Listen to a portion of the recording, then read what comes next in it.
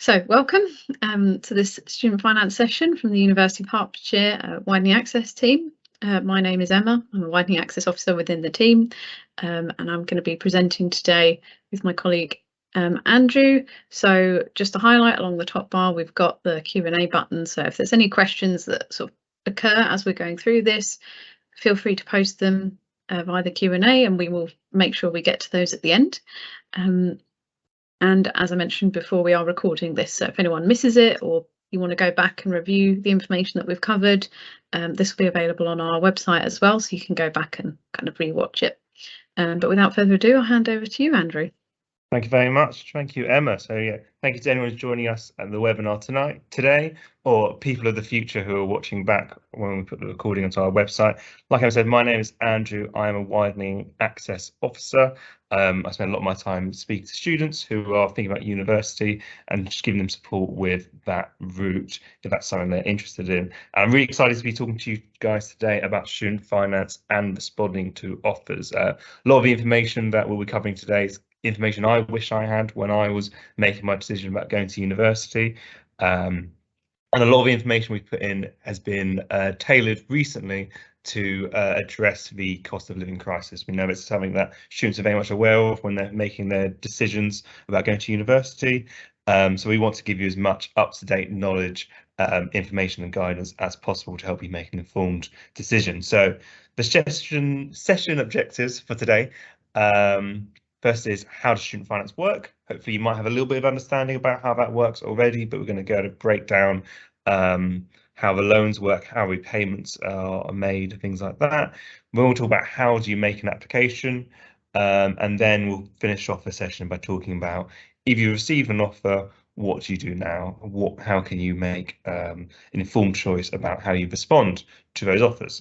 So first section will be on student finance, and we're going to talk about what are you entitled to and how the repayments will be made. Just to kind of warm you up, we want to ask a few questions, a quick quiz. So for those who are joining us live, we'll post those questions on the screen into the Q&A box for you to answer, see how you'd get on with those. If someone's watching from home, time to pause the video.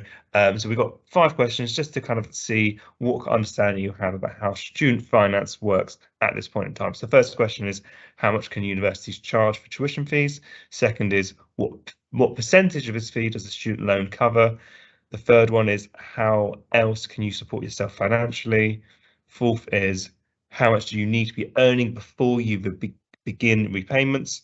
And the final one was, how long will you be required to make loan repayments? So yeah, if you're watching at home, pause the video now, see how you get one of those answers, and then if you are joining us live, if you could give your answers in the Q&A section.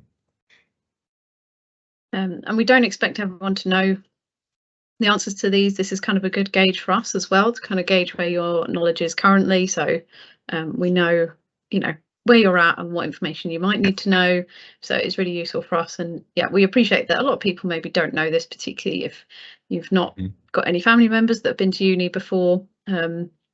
It's not something probably you would know until you actually have to start the process. So yeah, if you don't have all the answers, that's absolutely fine. We don't expect you to, but yeah, it would be great to see some attempts at some answers in the Q&A to see sort of where you're at currently. Yeah, I feel like if I did this when I was a year 13 student, I don't think I would have got a lot of the questions right. Especially, we want to see, you don't have to get especially the ones that are number based. You might not get exactly the right number, but if you're around the right ballpark, it kind of gives us an indication that you're aware of the general system you're working with.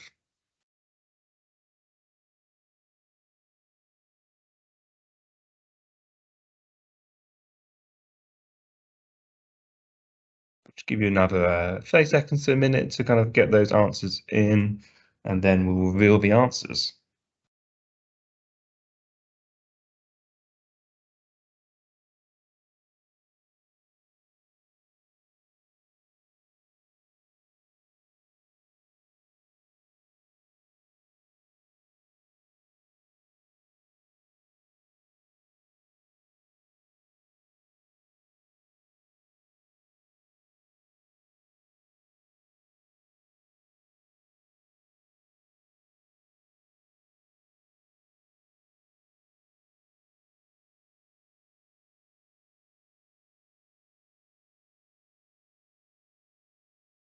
And have you posted those questions in the Q&A? I could post a reminder. Yep, I'll post a reminder of those questions in the Q&A.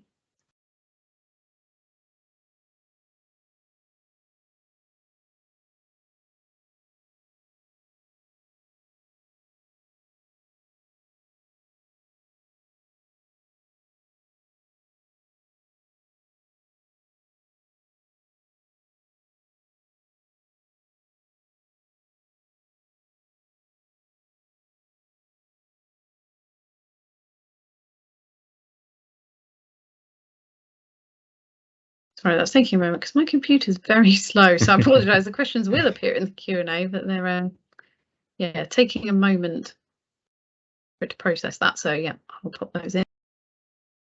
Thanks, Anna. Cheers.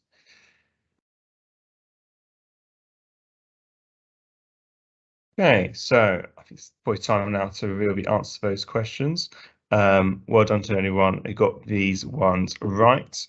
Heading home. So, answer to the first question is, how much can universities charge for tuition fees? The answer is £9,250. So that's the capped amount. That amount is staying the same. A university cannot charge more than that per year. So it seems like quite a high amount, especially the schools we work with. It's a difference from your experience at school at the moment when you do not pay any fees towards the cost of education. So that is a difference. But a crucial message that we make sure all the schools we work with know is that the percentage of that fee covered by the student loan is 100%. So there's no upfront costs to the tuition side of university for any UK student. So it's covered completely. So I think that's a really important thing, that you're not expected to have that money in your pocket as a precondition to going to university. So hopefully that's something you're aware of it before, but if not, we've already done a good job with the session with you today. The third question was, how else can you support yourself financially? We'll go into this in a bit more detail later in the presentation, but one of the big ways a lot of students support themselves financially is with part-time work alongside their studies. There's also scholarships and bursaries and grants as well, which we'll give a few examples of later today. How much do you need to be earning before you begin repayments? Again, I probably wouldn't have got this answer myself when I was a student, when I was thinking of going to university, but the amount at the moment is £27,000, 225 pounds per year.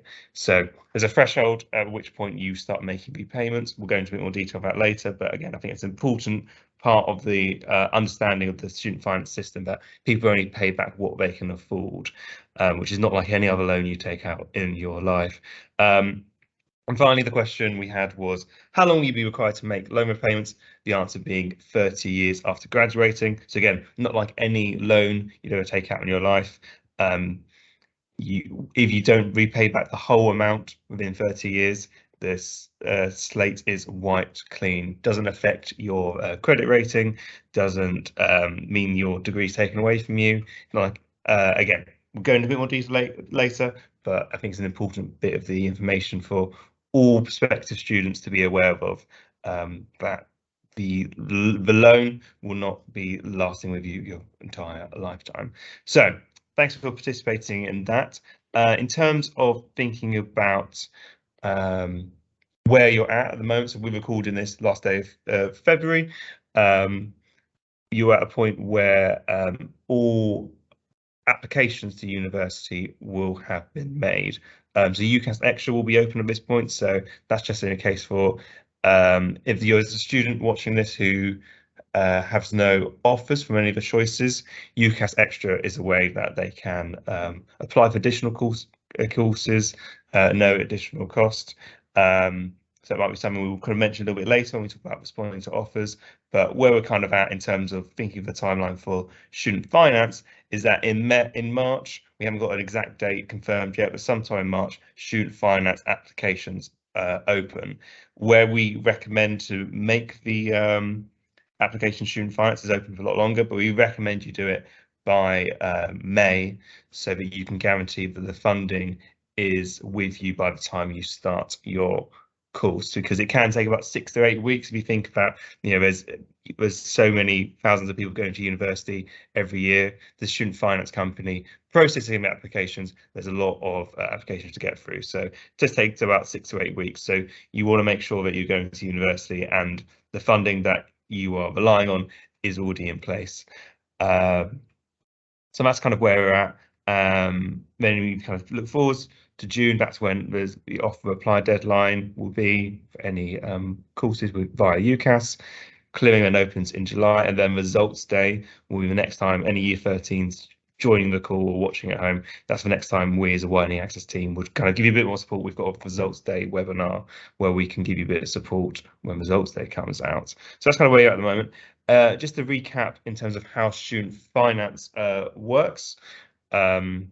Student finance is a system of loans, and it breaks out into 2 different categories. So we won't spend too much time talking about the tuition fees at this point. We kind of covered it already, but tuition fees, there's a cost associated with the teaching at university and the education. There's a cap at £9,250 per year. But like I said, there's no upfront cost for that. Any student is eligible to the funding for that, and that the complete cost of the tuition is paid for by the student loan directly to the university. So it's not a sum of money that you have to manage yourselves. You don't have it put into your bank account and have to make sure you use it responsibly. It's paid directly to the university. So it's made really easy and convenient to you. So that will be done every year of your study at university. The maintenance loan is the other part of the student loans available via Student Finance England. And that's a bit different. So that is to go towards any of your living costs whilst you're studying at university. So yeah, that is different in that how you receive it is different. So you will receive, so I've accidentally skipped a few slides there, but the maintenance loan, it goes towards any costs of living and maintenance whilst you are a student. It's paid to you every year. You will get it at the beginning of every term. You get an allowance towards the cost of living, and how it works is different to the tuition fee in that it goes into your bank account. It's for you to manage yourself whilst you are a student. So we've got a few figures on the screen. Maintenance loan is variable depending on circumstances. So firstly, where you choose to live will make a difference. So if you're living at home whilst at university, naturally the amount of maintenance loan available to you will be less, because there'll be presumably be less cost associated when you're living at home. So then if you are a student who's choosing to live away from home when they are studying, then the maintenance loan of course becomes significantly higher as a result. So we've got some figures of the highest amount that could be in those 2 categories on the board there. And also, as I'm sure you're aware at this point, average costs vary depending on region and where you're living, which city you're living in. And so Student Finance England are aware that London is a very popular area for students to live in where they're studying. There's so many universities there. It's a lot of the students we work with in Hertfordshire schools will tend to choose to go to London universities because of the proximity. If you're living away from home studying in London, again, there's a significant higher amount of maintenance loan available to you. You see at the bottom there, there's a link to the student finance calculator. We'll show that in a bit more detail later, and we'll send a link to those in the webinar at the end as well. That's the place where you can go to see how much maintenance loan you will be entitled to when you're at university. This is just to kind of break it down into a bit more detail in this graph here. One of the main differences in terms of how the amount of maintenance loan is calculated is dependent on the household income. So when I say household income, that means the amount of money being made by your parents or carers annually. So as you can see from this graph, the lower the household income, so the lower the amount of money being made by parents or carers, the higher amount of maintenance loan that you will receive. So it's crucial for you to know, because the students we work with tend to be of the lower household income threshold. So it's really important to know that there's a flexible system and there's greater amounts of money available for those who are most in need. So yeah, you can see that at the top layer there, so there's a household income of £25,000 or under. Those are the figures you could expect to be receiving. So if you're living away from home, but not in London, you'll be getting £9,706 for maintenance loan per year. So we'll break down in a bit how that works on a practical basis, like month to month, how much does a maintenance loan cover all the living costs you expect to incur. But that's the kind of general idea of that, depending on household income. So it's a really important part of the evaluation of deciding to go to university, is having that conversation with your parents so that you can be aware of how much money you will be expecting to have as support when you're at university. So yeah, I will now show us a little video, so long as I can get it to work. That seems to be working. There's no sound to this video, so I'll talk over it. This is just to illustrate how easy and how quick it is to get that financial information to you. So it's on the gov.uk website, which is the same website where you'd go when you're making the application itself. So you'd be aware of the tuition fees per year for your university. Generally, it'd be that capped amount. Then again, you've got those three categories as we've already discussed, and then you add in the annual household income to being made by your parents or carers of the person you live with. And then there will be a bit where it asks for any particular categories you might fall into, which might mean you have extra financial support. And then there's also some courses here. We're going to go into detail about these a bit later, where if you're doing these courses, other financial support will be available to you. But you can see there, a couple of clicks, a little bit of information. You get the tuition fee loan, like I said, is quite simple, but then the maintenance loan, crucially, will give you that amount that you would expect to be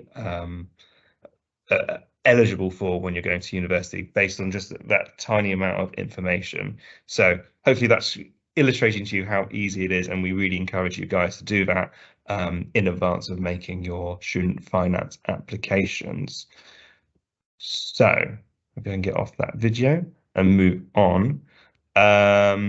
Now we're going to speak about monthly costs. So as I kind of already alluded to, we want to be honest with you about the realities of what expected costs would be whilst living at university and how your maintenance loan contributes towards that. So what I've got here is I have 7 expenses.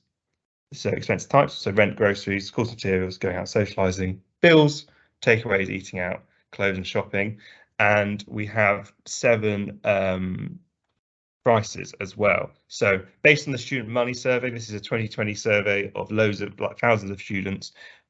We found the average costs for a lot of living expenses. So what you guys to do is to take a moment to try and match up those amounts to see if you kind of have an idea of what your average cost would be like when going to university. So again, if you're watching at home, now's a good moment to pause and try and add those up. And then if you're in the room, if you're in the webinar, if you could type those out and put them in the chat, and we'll see if you've got the correct answer.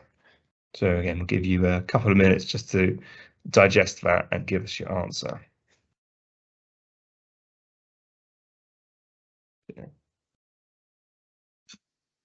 So yeah, just to reiterate, some 2022, the survey, got those, average costs, and yeah, so those are out-of-date figures to kind of reflect the changes in the cost of living crisis.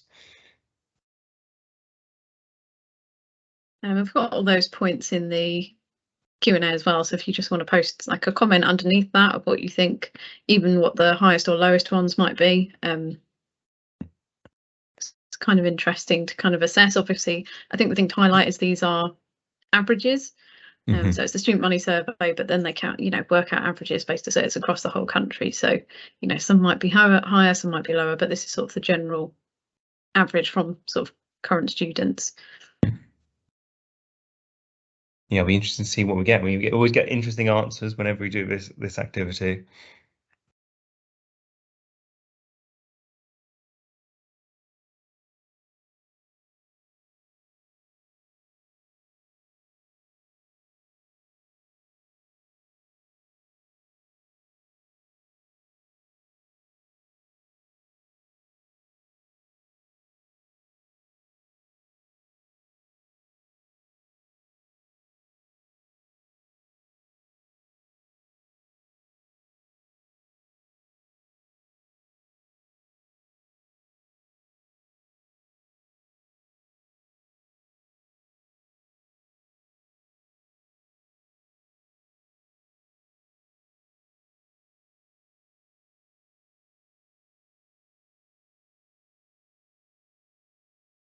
you another 30 seconds or so, do you think? Yeah, 30 seconds to have a think about that. Maybe if you've got any answers, post them and under the as a comment under the sort of post in the Q&A section.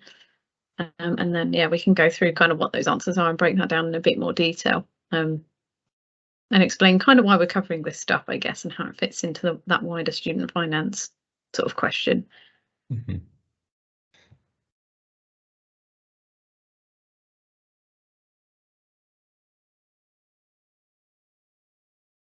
Okay, lovely. I will reveal the answers now. So well done if you got any of these right. They're not all easy questions. So the answers were as follows. Yeah, so as you can see on the screen, the highest average monthly cost for students is rent, so the cost of living away from home independently, at an average of £418. After that, it's groceries, at the time of survey being £116. Obviously, when we're recording this, there's this big crisis about availability of tomatoes. So maybe if we did this survey this week, there'd be a little bit of a change. I might date it for those who are watching at home from the recording. Course materials being £17. Again, that's an average. So I think Emma and myself, we both studied history. So in terms of the resources needed to use for course materials, I used the library quite a lot and just got a lot of books. You know, I studied for 4 years, only bought 2 books that whole time because I had a well-stocked library. Whereas if I was doing a course which had where I needed more access to materials, like an art course or an architectural course, maybe that would be pushing up those average figures there. Going out and socialising, yeah, obviously we kind of teaching our students to be like sensible in terms of what they're thinking about, in terms of their lifestyle opportunities when they're at university. But going out, socializing, becoming a more confident version of yourself, that's a really important part of the university experience. It really helped me grow my confidence when I was there. So yeah, that's a big expense, about £59 on average per year. I'd love it if it was per year. I meant to say per month. And then yeah, we have bills, takeaway. You see, takeaways and eating out was kind of one of those areas where that brings the average up quite a lot. That's an area where students who are looking to budget could save a bit of money on. So yeah, so like I said, that information all came from the Student Money Service from 2022. Got a graphic from that same survey up on the screen now, so that kind of puts into perspective how rent is, you know, by far the biggest expense for those students. Some of the expenses you'll see on the screen, they might not apply to you in the same way. So, like for example, I said of course materials not being that wouldn't be the same for me when I was a student profile. Also, you know, this is an average, so if you're living at home not having to pay any rent, obviously that section will be reduced as well. Gifts and charity, holidays, things like that. So this is a profile of an average student, so there's variability within that. But we're going to take this figure you see in the middle, £924 a month. We're going to use that to kind of forecast how the maintenance loan goes towards that average amount. So yeah, hopefully that's useful for you guys to see. I think it's quite a good profile because it's not just living on a bootstrap. It's got a bit of variety to it in terms of options and going out, things like that. So as you've kind of already covered, again, this is a graphic from the same survey. The costs you have, your average cost, monthly costs will vary from region to region, so depending on where you're living. So any university will have good financial information on their website about average costs and things like that you could expect to live in there. So again, if you're looking at a couple of offers from couple of different universities in different areas, this is something to consider in terms of making that choice for yourself. But yeah, as you would have expected from what we've spoken about already, the highest average cost, you see the red section there is in London, with, according to the Student Money Survey, average costs of over £1,000 per month, hence the higher maintenance loan. And then the lowest average cost is in the Midlands at £822 a month. So again, something to be considering when you're thinking about your university destination. So any mathematicians here will have noticed that number there, the average figure, that's not going to be completely covered by the maintenance loan. We want to be honest with you that the maintenance loan isn't a be all and end all in itself, and it needs to be seen in combination with other things. And quite commonly for students, that would be jobs, so part-time work outside of their studies. So have a think about what you think popular jobs might be. But here's some that we have found in our own time. So private tutor is one of the options. So if you think about, if you're a university student, you've got the skills which are kind of academically focused, private tutor or research assistant to a university academic staff, or publishing assistant, library assistant. These are the kind of quite skilled jobs you might be able to do whilst you're studying at university. Also, student ambassadors, quite a popular job. So we work with student ambassadors in the work we do when we do events, things like that. It's a good opportunity to kind of learn some new skills, do some quite fun events. But also something like a barista or working in like a supermarket or a bar. Those are quite popular in that they may have, you see the average prices coming up there, your average hourly rate. Barista might have a lower hourly rate than other jobs, but the availability of hours will be quite large. So that's why they're quite useful for students, because they're flexible hours to fit around their studies. So yeah, so on average, the students do, according to the Student Money Survey again, which we've mentioned a few times, which we will link at the end for anyone who's joining in the webinar. The average earnings from a student's part-time job is about £422 a month. So we're just setting that expectation that the students that we work with,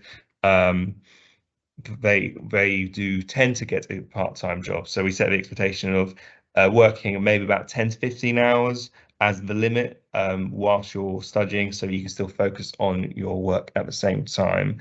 So yeah, these are figures we'll be coming back to shortly, but that's the average amount that students earn alongside their studies.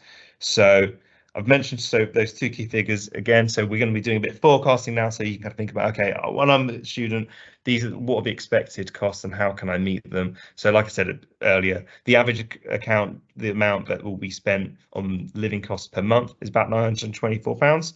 Then that's met partially by the maintenance loan. Again, that varies based on household income, so we're going to give a few examples with different amounts for that. And then we're going to forecast that on average, a student would be meeting that as well with the £422 per month average earnings.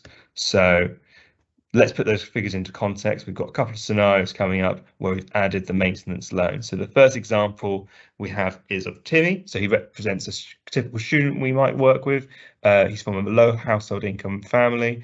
So he qualifies for the highest amount of maintenance loan. So that's £9,706 a year. And if you break that down by month, that's about £809 per month. So as you will remember, that won't cover the entirety of his living costs. Once you have the average living costs, you add the maintenance loan, there's a deficit of about £115 per month, but that is made up quite comfortably by the £422 that you expect an average student to be making from their part-time work. So for Timmy's example, even though he has that monthly shortfall of £115, he can still comfortably cover those expenses independently, supporting himself with a combination of a high maintenance loan and his part-time work. So he's not having to rely on parents or carers or anything like that. And even if you see at the end of the month, he'll have an extra £307 per month. So he might be able to even work fewer hours than the average student because of the amount of money available to him. So hopefully that's a really empowering message to any students who are worried about the financial burden of going to university. It's really important that that's an evidence base you can take to your parents or carers to say that this is an informed choice I'm making about going to university. I can support myself, and this is why. So got another example here. Example 2 is Ali. So they are from a middle income household. So if you think of that graph we had earlier, the household income is kind of midway through there. They got an income of from the parents and carers of £45,000 per year. So that qualifies them for a lesser amount, £6,929. So that works out at £594 per month. So again, once you take the maintenance loan away from the average living cost per month, there's a deficit of about £347 on average. So again, for Ali, they've been able to cover that if they do the average part-time earnings of £422. So then they've got at the end of the month they've got a plus of £75. So not quite as comfortable as it was for the previous example, but again, they're able to support themselves independently whilst a student with a combination of part-time work and the maintenance loan. So hopefully, again, that's give you a sense of how that breaks down. And our final example is of Janine. So Janine comes from a household income of £65,000. So that's the kind of highest amount. So because that's the highest threshold for household income, that qualifies her for the lowest amount of a maintenance loan. So that's £4,524 per year. So that works out about £377 per month. So for Janine, when you take away the maintenance loan from those living costs, there's a deficit of 547, and the average part-time work won't fully cover that amount. So if we could again say that Janine is earning the average amount of £422 for monthly earnings, there's then still £125 deficit at the end of the month. So for Janine, the student will have to kind of consider how they can cover this gap. So, for example, they might want to look into some cost-saving exercises, such as like finding a less expensive phone bill, something like batch cooking. Maybe one thing a lot of the students we work with do is they work a lot more hours outside of term time, maybe save a bit of money before they come to university. A lot of students say they wish they did that before they went to university as well. Something for them to consider. They also might want to have a conversation with parents and carers about if they can cover support for certain bills. So we're not expecting the parents and carers to say, yeah, I'm going to pay for all your accommodation, like the most expensive expense there is, but maybe something about like covering a few grocery shopping a couple of times per term, a certain bill, something like that.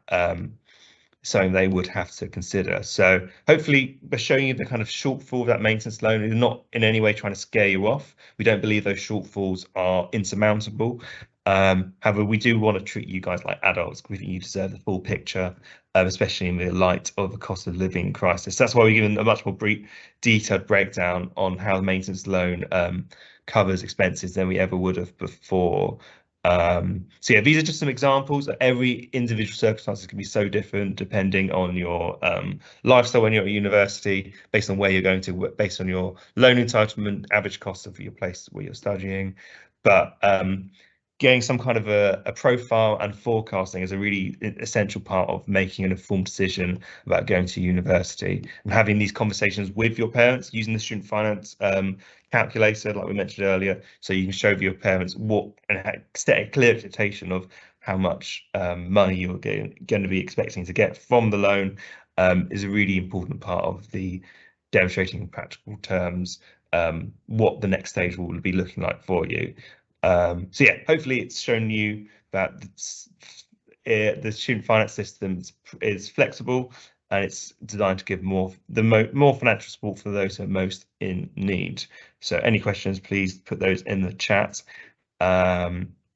Just to kind of follow on from that, so obviously they will have conversation about with the parents and carers, but kind of think about some top tips to saving money. So one of the expenses that came up earlier was like the mobile phone contract. So maybe looking at see if you can changing mobile phone contracts, because those are ones which you can save a lot of money by having a cheaper one.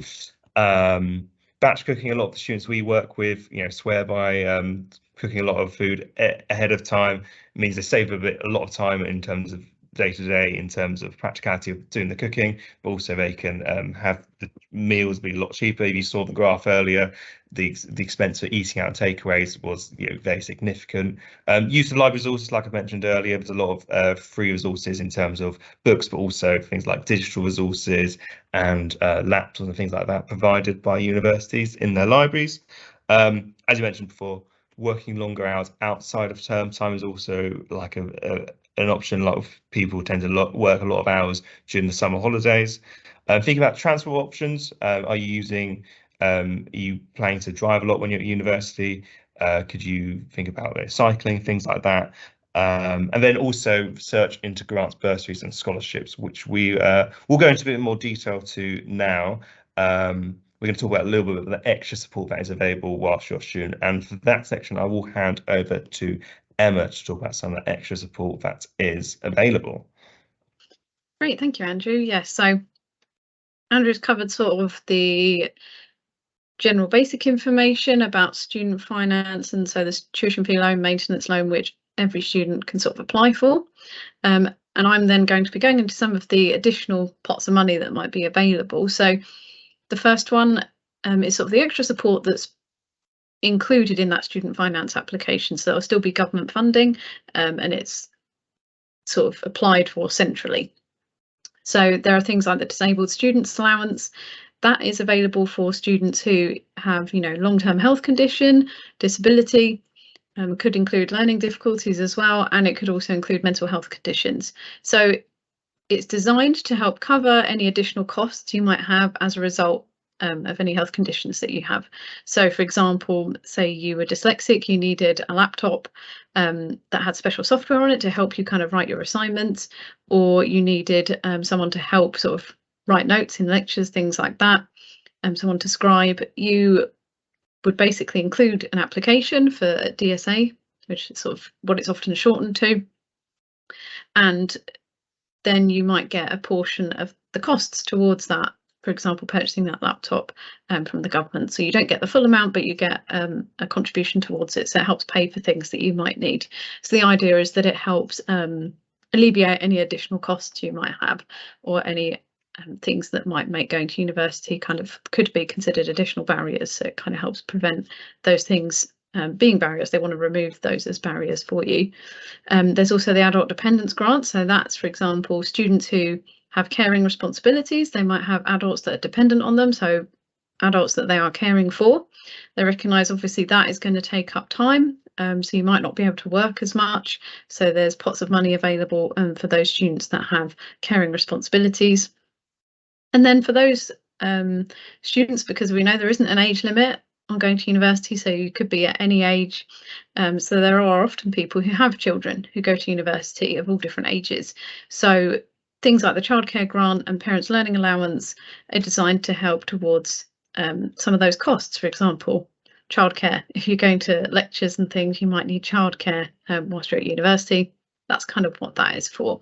So these are sort of additional pots of money that sort of come through central government funding. Hopefully, when you filled in a UCAS application, you filled in this section, the personal circumstances bit.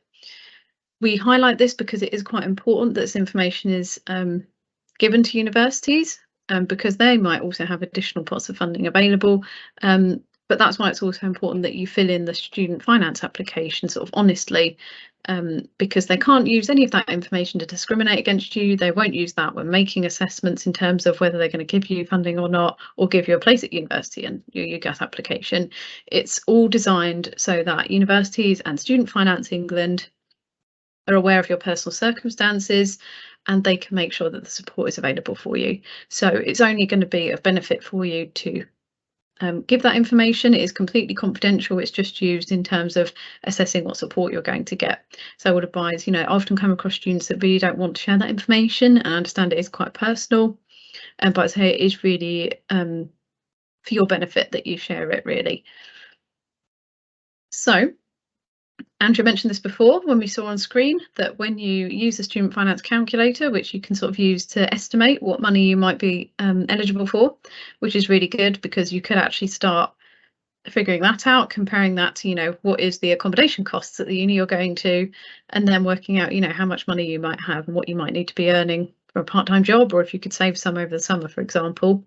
There are also, as we saw on that form, some courses that have additional funding available, and that's mainly because these are areas that the government is trying to encourage people to study, because we need more social workers, we need more NHS workers, we need more teachers.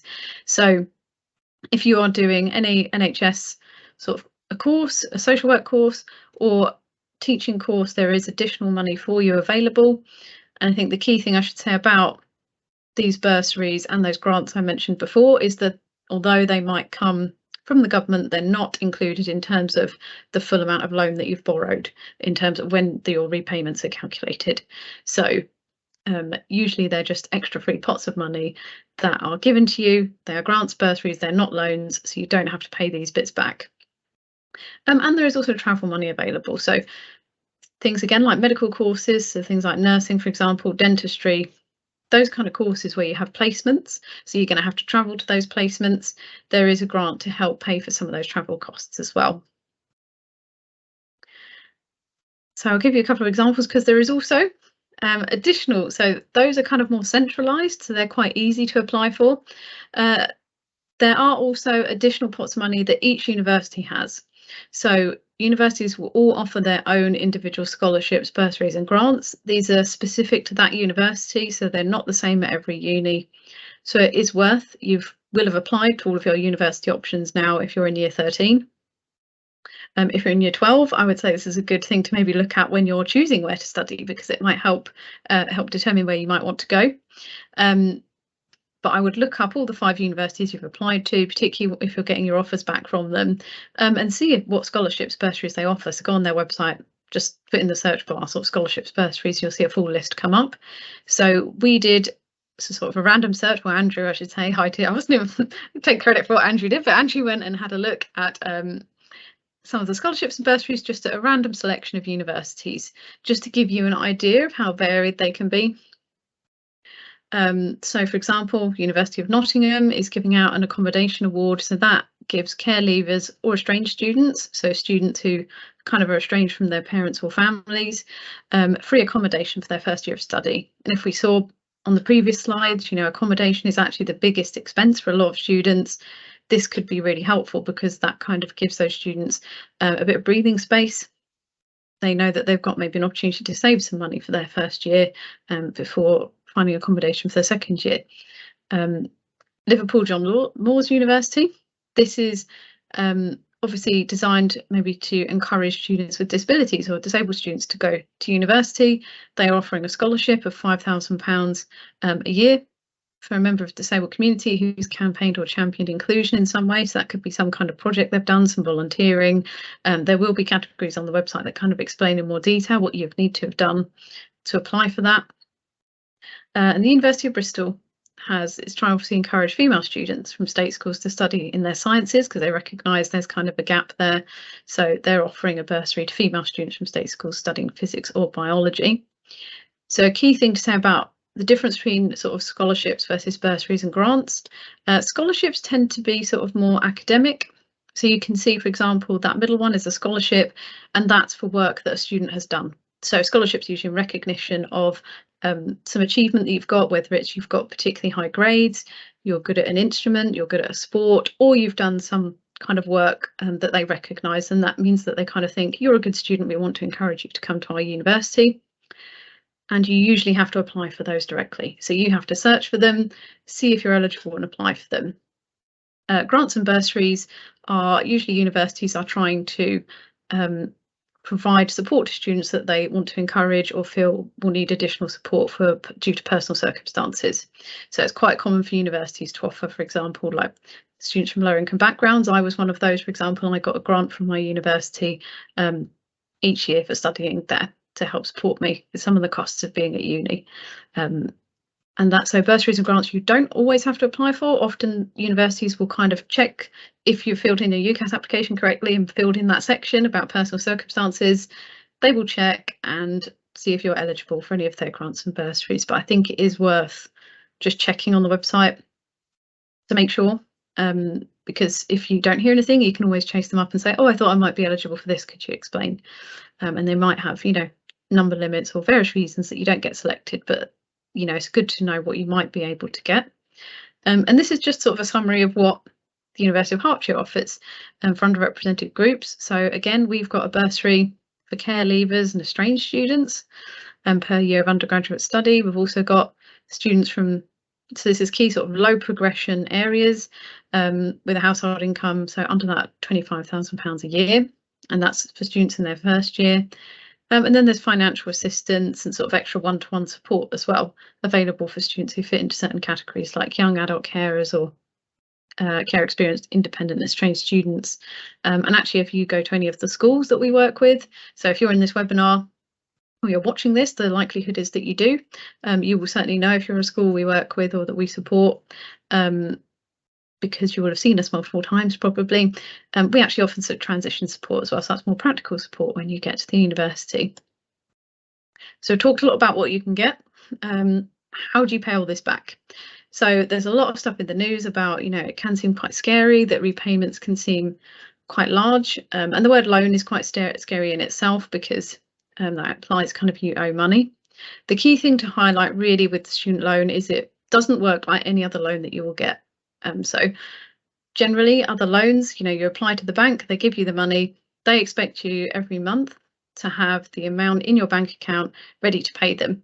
And if you don't have it, they might sort of start sending you letters and require you to give that money. You kind of owe them that money. Student loan doesn't work like that. They're not going to be able to repossess your degree for a start. You earned that through hard work, but the repayments, you're not expected to have the money waiting in your bank account either. So it works more like a tax, in that when you start a job, you let your employer know that you've got a student loan. I've still got mine that I'm paying. Andrew is still paying his as well. You let them know, and basically the finance department where you work will kind of liaise with student loans company and arrange payments. So what happens is each month when you get your pay slip, you will see sort of some of the costs that go out. So you will see things like national insurance or income tax, and then you'll also see student loan payment, and that's gone straight from where you work directly to the student loan company, and you don't have to remember to repay it. You don't have to make sure you've got the money. That'll be done automatically. And in terms of the amounts that you pay, so you don't have to start paying until you reach that threshold. We mentioned that before. So currently you have to be earning over £27,295 a year, which is sort of just over £2,000 a month, before you do any repayments. As your amount of money you're earning goes up, the amount of repayments goes up, but it's only calculated as 9% of your income above that earning threshold. So for example, you can see if you were earning £30,000 a year, which is £2,500 a month, that's only £20 a month approximately you're paying out. So if you've got like a mobile phone contract where you pay for a couple of streaming services, a couple of things like Xbox subscription, all sorts of different things, some of those can actually be more than that a month. So hopefully that seems kind of quite affordable. As I said, as you earn more, the amount you're paying goes up. The crucial thing is that it doesn't stay fixed at that amount. So say you were in a well-paid job, you're getting £40,000 a year, you're paying that £95 a month in loan repayments.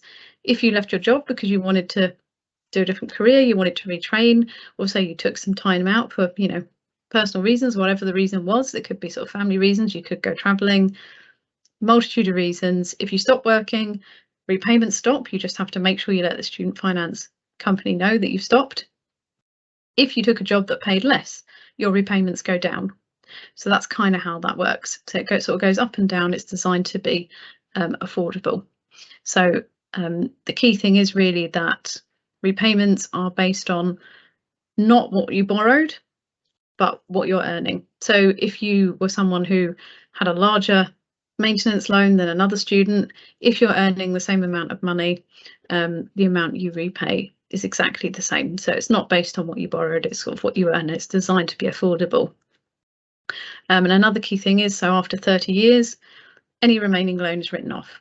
So you don't have to worry that if you haven't fully repaid it after 30 years, that you're going to have this loan hanging over you. If you haven't paid it all, by that time, any loan that's left is completely wiped out, sort of clean, slate wiped clean.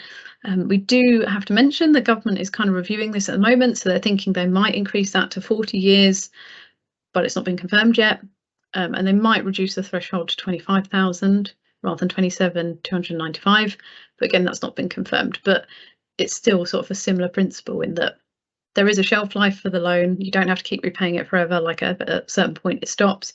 And it's designed that if you went to university, got a well-paid job, because going to university helped you get that job, you're kind of paying back into the system. If going to university didn't ever help you get a better paid job or a job that paid over that threshold, you wouldn't make any repayments ever. So it's kind of designed to be affordable. So how do you apply? hopefully it does sound great, but let's have a look at the information you need and kind of what you need to do. So it's back to that government website again, so gov.uk/student finance. As soon as it opens, it should be opening sort of end of March this year. We would suggest apply by the end of May, just to make sure you've got the funding ready for when you start your course. And you don't have to wait for confirmation of your place at your university. So you might have offers from universities come through. You don't have to wait until you've kind of chosen which uni you want to go to. You can apply for student finance because you're basically just letting the student finance company know that you're going to uni and that you need the funding. They can have it in place ready, and that money doesn't come through until you actually enroll on your course in September, October. So you don't have to worry that you've applied and then actually you change your mind in the summer and think, well, I've got an apprenticeship offer, I want to do that instead. I would say make sure you apply for finance if you've applied to university, because you can always change your mind. You're not liable for any repayments. That money hasn't come through until you actually start your course. And make sure that you apply for means tested application. So what that means is that they look at parent carer income. If you don't click means tested, that means you're likely to be only getting the minimum amount in whatever category it was, whether you're staying at home or moving out. The means tested bit is where they're going to assess your parent carer income and then give you the amount that kind of matches that. And a key piece of information, don't use school or college email addresses on the application, because by the time you get lots of information about the loan, you might not be in school or college anymore. You might have finished your A-levels or BTECs and be off at university. So it may seem obvious, but we do highlight it because it does happen. Students sometimes do that, and then they have to kind of contact the school and try and recover some of those emails. So yeah, make sure you put kind of a personal email address on there. So you do need a bit of evidence in order to apply. So according to Student Finance England, the application should only take about 20 minutes, as long as you have all the information to hand. So, for example, you will need, as a student, a national insurance number, and then evidence of your ID, so passport, birth certificate, and then parents or carers will need evidence of earnings, so that will be something like a payslip or P60. The key thing to highlight here, because we get this question, is that if your parents are separated, and you're living sort of across two households, maybe you kind of pick the household that you spend the majority of your time in. Usually that's be your registered address. So you only put one household, you don't put two. So hopefully that helps clarify that point. Usually the assessment for your maintenance loan is based on the previous year's household income. Obviously, if there's been a big change, for example, we've had this, during COVID, some people stopped working for a period of time or changed jobs. Parents, carers might retire, for example. That counts as a big change in income. So if that income change that's happened in the last year is 15% or more, you can apply for a current year income assessment. Otherwise, the loan is based on previous year's household income. And each year you do have to kind of let Student Finance England know if there's been any changes to your income or not. Oh, I forgot to mention, so we do have another session coming up, that's going to be in the summer, and that's going to talk through basically what to expect on results day, what's going to appear on UCAS, how you're going to track, whether you've got any offers. If you don't get the results you want, what can you do, and how does clearing work, and all that kind of stuff. So that will be members of our team again live online for a webinar in the summer, so we kind of highlight that because that's something you could sign up to. So I encourage everyone watching this, whether you're watching it sort of live or watching it recorded at home at some other point, sign up to that webinar to kind of get information on how to sort of prepare for results day. You can also go to our website, Aspire Higher, where you can kind of find information on things like finance, university, all sorts of like videos, webinars, downloadable resources, e-learning modules, things like that to kind of help you with the university applications and kind of that process. So yeah, definitely recommend kind of checking that out. And very quickly, we're just going to look at, so this is more to do with offers, the university offers, UCAS offers. So what kind of offers are you going to get, and hopefully now you're getting them come through. How do you choose what ones to accept, and sort of what should you do? So really there's kind of 4 main replies that you might get from universities on UCAS. There's conditional, which is the most common. So that's basically you've got an offer, but there's certain conditions you need to meet in order to confirm that place. So that place is sort of held for you, waiting for you to get your results on results day. Unconditional, that means, yep, you've met the entry requirements, that place is yours if you want it.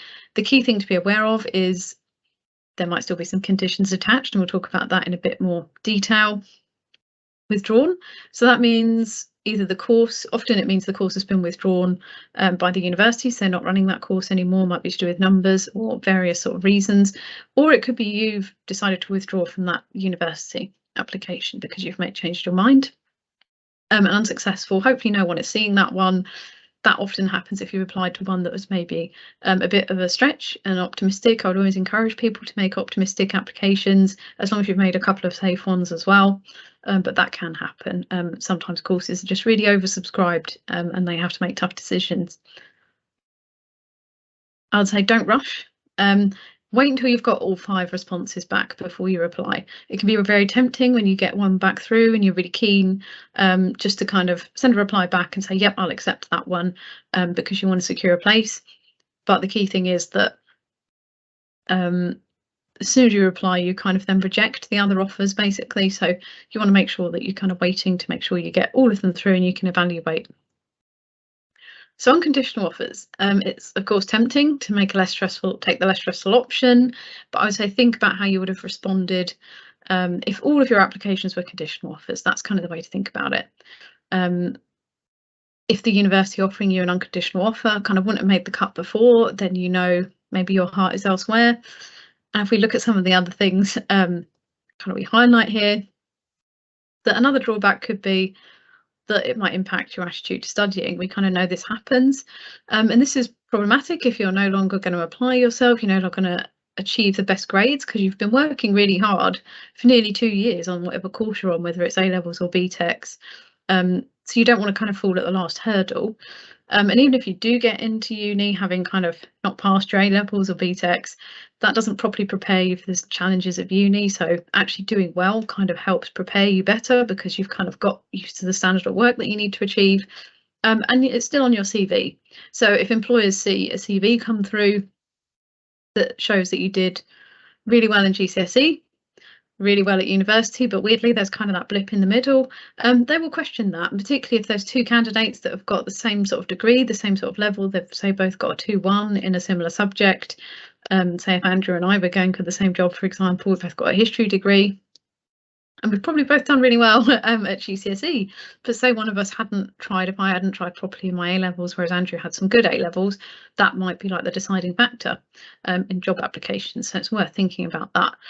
And I'd also highlight kind of some of the university motivations behind it. So it used to be unconditional offers were really rare. They were something universities only gave to people who had already taken A-levels and were maybe applying a year later.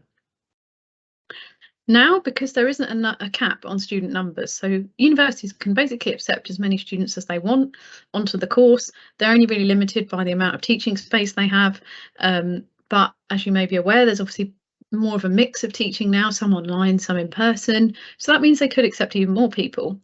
And they get funding. So that tuition fee we mentioned earlier is the amount of money they get per year per student from the government to that tuition fee loan. So the more students they get, the more money they get. So for them, there's a big motivation to get more students, get more money. They don't have a limit. And for them, they also want to encourage the best students to come to their university. So if you're doing well, they're like, oh, well, they look like they do really well on our course. They'd make us look good. They will try and entice you. They might even say this offer is conditional, but if you put us as your first choice, it becomes unconditional. But it's really worth kind of thinking about that. Would that have been your first choice otherwise? Like that's kind of them trying to, encourage you to make a decision that might not be best for you. It's best for them, not always the best decision for you to make for yourself. Remember, you kind of have 2 courses that you accept. So you make a firm acceptance, that's your first choice. So if you get the grades that you needed on results day, that's where you're going. Insurance is kind of the backup. So if you don't get your grades for your firm choice, that you'll kind of get into your insurance, hopefully. That only really works if you select an insurance choice that has lower grades than your firm choice. So do think about that when you're accepting and putting things as insurance. I've met a lot of students that put one that has the same, or in some cases higher than their firm choice. But the key thing is, if you didn't get the grades for your firm choice, if your insurance choice is the same, they're not going to accept you either. So you want to have them as a safe backup. And then the other 3, if you've got, say, 5 offers come through, the other 3 are declined. So think about that really carefully when you're kind of making that decision. And in some case, for examples, I would highlight maybe an unconditional offer, if it's on a course you want, could be a really good insurance choice, because then you know you've got kind of a guaranteed place at a university you like. Just wanted to highlight a scenario here to kind of show you how this might work. So this student, for example, has got an unconditional offer from their 5th choice. These kind of choices are not really, the universities don't know where they are. This is kind of internally what the student was thinking when they applied. So they had a couple of universities they really wanted to go to. They only got maybe 2 offers come through. Maybe they were kind of they were pushing themselves really hard. So you can see they were working at BCC. They applied for some courses that were BBB, so that wasn't fully beyond them. But those universities maybe just didn't make an offer for whatever reason. We can see here the 4th choice has given them a conditional offer, so they have to meet those grades before getting a place. Whereas the other university actually has said you can have an unconditional offer.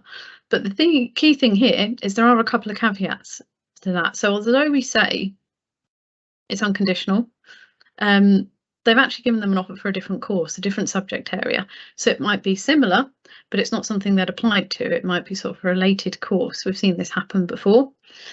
And they've said it'll only be unconditional if you select it as your firm choice. So in this case, I'd encourage people watching, kind of think about, what would you do? What would your advice be if this was your friend or if this was yourself? Kind of what would you kind of consider to be the best course of action? I'll give you a moment to kind of think about that. I'll give you an opportunity to have a sip of water, but think about, what is actually the best decision to make in this case? Obviously, you've got that really tempting unconditional offer there. The other one is conditional, so you might not meet those conditions. What might be the best decision?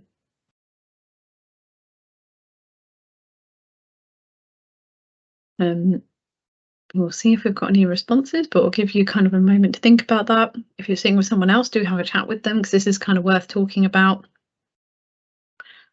I will kind of highlight what we think, what Andrew and I think you should do. Obviously, it's personal choice, but I think this is the sensible option. Put the conditional offer as the firm choice.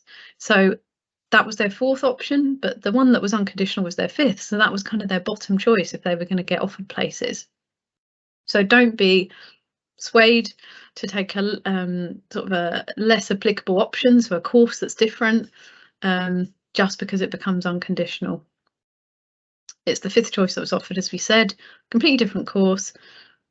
Maybe if you were really interested in it, I mean, you're going to put it as your backup, but I would also suggest speak to the admissions tutors about that, see why they made that decision, and visit the place on applicant days, because you want to find out about that course. Like, is that even a good backup or not?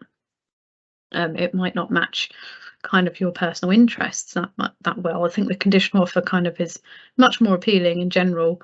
It just means that you've got to make sure you work to get those grades for results day. So we have kind of another scenario here. This again is one that kind of something to think about, to talk to tutors again. Admissions tutors are always useful people to think about. This person maybe was badly advised in the first place because they applied to a lot of universities that were above their working grade. We'd say, yes, definitely put 1 or 2, but you want to have a couple of safe ones. And that's why they were unsuccessful in their first choice and all the way up to their 3rd choice. They did receive an offer for someone that was ABB, so they're working currently at BBB, so they've got to make sure they work quite hard. You could still put it as the first choice. The university obviously liked that student's application enough to make an offer, but maybe speak to admissions tutors about whether they would be flexible. So in some cases, universities might still give someone a place if they were maybe 1 grade off on results day, but that's not guaranteed. And even if they advise you it might happen, they might not be able to guarantee that, but it's worth talking to admissions tutors. And in this case, it's still worth, the fourth choice has given you an offer, even though it's a bit of a stretch, it's within, it's sort of achievable within those limits. So put that as the conditional, as the firm choice, and maybe then put BBB as the insurance choice if you're thinking practically about it. That is the more likely destination, so actually it'd be really worth doing a lot of research on that fifth choice, visiting it, going to open days, applicant days, because actually looking at that student's grades, it might be that they don't quite reach the top grades that they need to get into that fourth choice. So the fifth choice would be kind of a better insurance choice, but also is likely one that they might end up going to, so it's worth doing that research. As we mentioned before, this is very unlikely to happen. I've never actually known it happen, but if for any reason you didn't get any offers from any of the 5 universities you applied to, you can apply using Extra. Extra is exactly what it says, does exactly what it says on the tin. Basically, it allows you to add an extra choice, one at a time, to your UCAS application. So if you already applied and you're not holding any offers, you can use that to apply for a place at university between February and July. You wait 21 days. If you don't hear anything, you can continue to wait, or you can kind of remove your application to that university and apply to another one. And you kind of just keep going until you get an offer at a place you like, basically. I've never known it happen, but the option is there because you've kind of done that UCAS application. So it would be unfair to have to wait until results day and go through clearing. Would really advise that you have a look at the UCAS sort of social media to keep up to date with all the changes and things that are happening and kind of all key deadline dates. And actually they just have some really good stuff on there, really useful information about being a student, that kind of thing. So I think it's really worth kind of checking out. And finally, just thank you so much for listening. I know that was a lot of information. It can be quite heavy. So well done for getting to the end of it. Feel free to ask any questions. Equally, I would advise that you visit our website, which is on screen there, or you can scan that QR code because there's loads of information on there. And do sign up to our other webinar that's happening in July, because that will cover in a lot more detail kind of results day information. So hopefully that'll be helpful. So I will just stop sharing my screen for a second. I don't think that we have any questions come through as far as I can see, Andrew. So I think we must have answered all of them throughout the course of that conversation.